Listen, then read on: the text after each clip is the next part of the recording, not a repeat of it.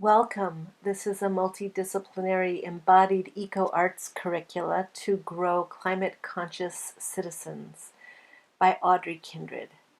I invite you to fully engage in an embodied experience of watching this today by breathing on purpose, by feeling your sensations as you watch, by rooting your feet into the ground, maybe wiggling your hips and rising through the long belly trunk in order to reach up through your branching brain, even stretching up through your arms in curvy branching shapes, contemplating your own humanity. Now there's another level of participation if you're willing. You may pause this video for just a moment and draw a picture called Tree and Me. When you're finished with your drawing, just turn your page over and resume watching. How can tree connectedness nourish our human nature to cultivate in us an expansive, courageous, and humane capacity for facing the essential issues of our times, namely the intersectional global crisis of climate change? This project is called Humanity. I am human and tree in every breath I take. Breathing in, breathing out. I am humanity. There are deep and ancient roots to tree consciousness in many cultures around the world. We can grow a climate of ethics for Earth by cultivating our eco-voices. An eco-voice is the use of the human I voice applied to the non-human life of the Earth through imaginative, scientific, observational, and metaphoric engagement with nature. You can do this at any point in life, any age, any person. It can develop in any medium, from embodiment of dance and movement, artistic expression, scientific passion, literacy, drawing, song. With this dynamic kinship with the life around us, we can more deeply embody our humanity, our human connection to our human nature. In contemplating human learning, may we turn again and again to the lessons of the tree. Root to grow. Blossoming takes time, no matter the urgency. And in healthy conditions, thriving naturally flows forth. And indeed, change and letting go are natural, healthy, and constant processes of life.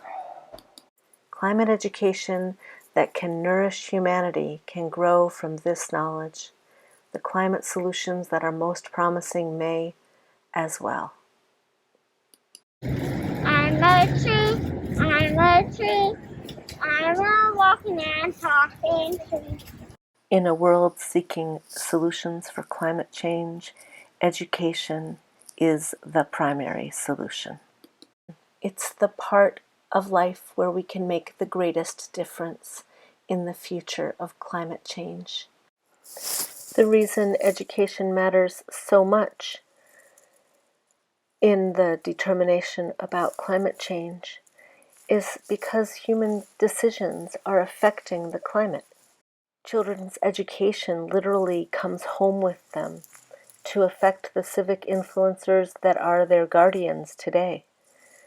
On the other hand, children are the adults of tomorrow, all potential voters, all potential professionals, soon to be the agents of decision-making, whether climate educated or not.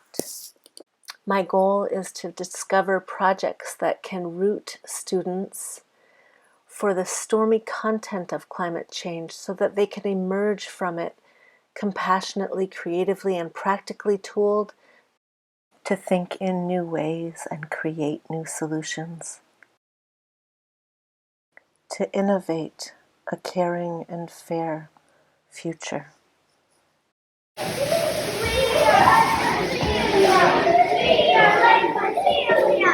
We are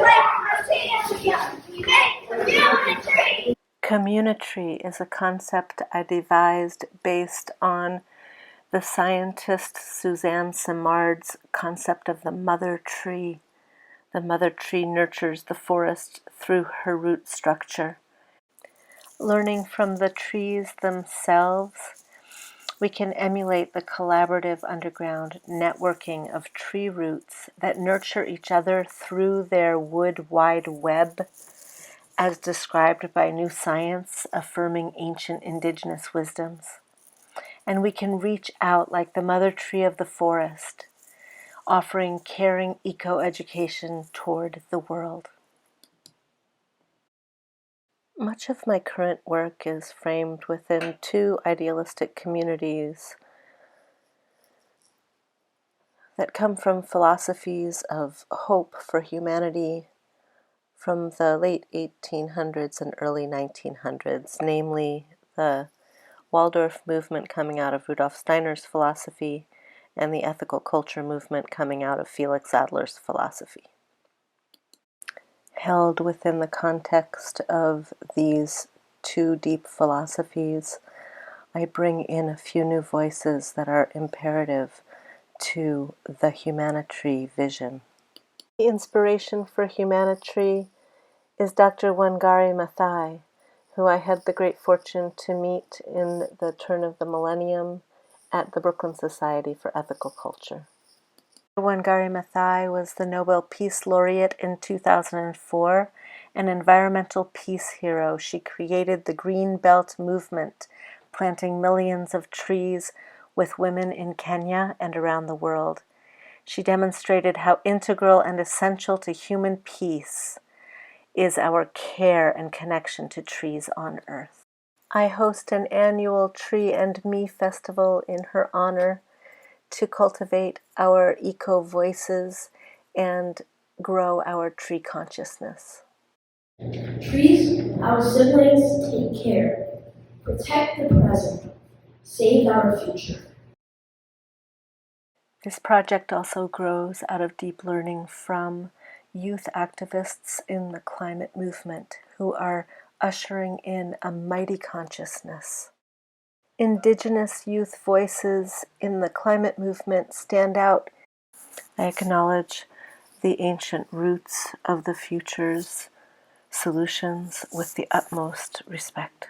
Within the United States of America, it seems that New Jersey has found itself to be the forerunner in climate education, offering climate education from kindergarten through high school and through all disciplines of study.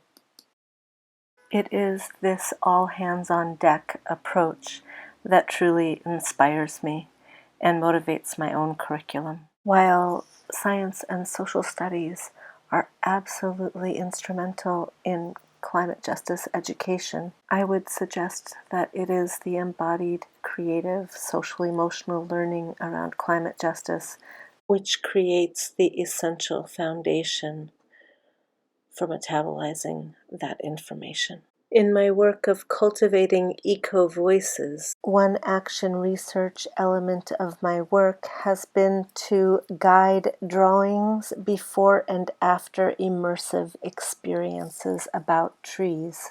I have hosted an eco-artist in residence at Ethical NYC to grow the eco-voice of Jody Sperling, who makes dances about trees and the environment.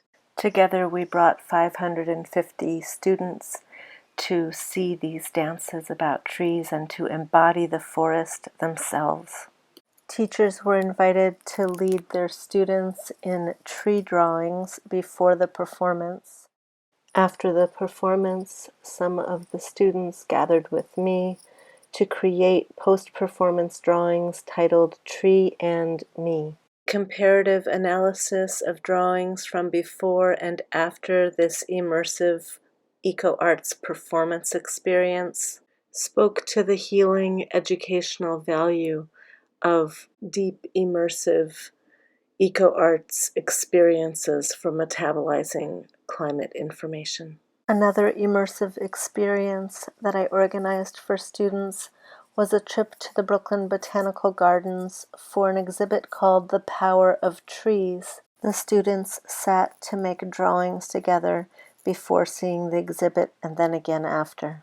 The prompt was the same as the exhibit title, The Power of Trees, and the difference between the opening drawing and the drawing at the end of the day seemed very profound to me.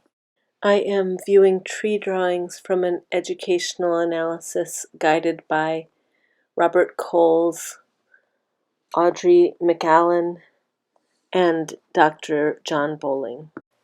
Within the context of seasonal festivals at the New York Society for Ethical Culture, I've been able to work with community to develop the concepts of community, humanity, and unitry. In closing, let me return to you, the viewer, ask you to check in with your own body and sensations and feelings, and then, if you're willing, actually draw a second drawing titled Tree and Me. If you'd like to share your drawings with me, please do. You can share them at the email here called growing.eco.voices@gmail.com. At last, if you'd like to tree with me, please reach out to find out more about the Humanitry capstone or participate in community programming. I'd love to include you.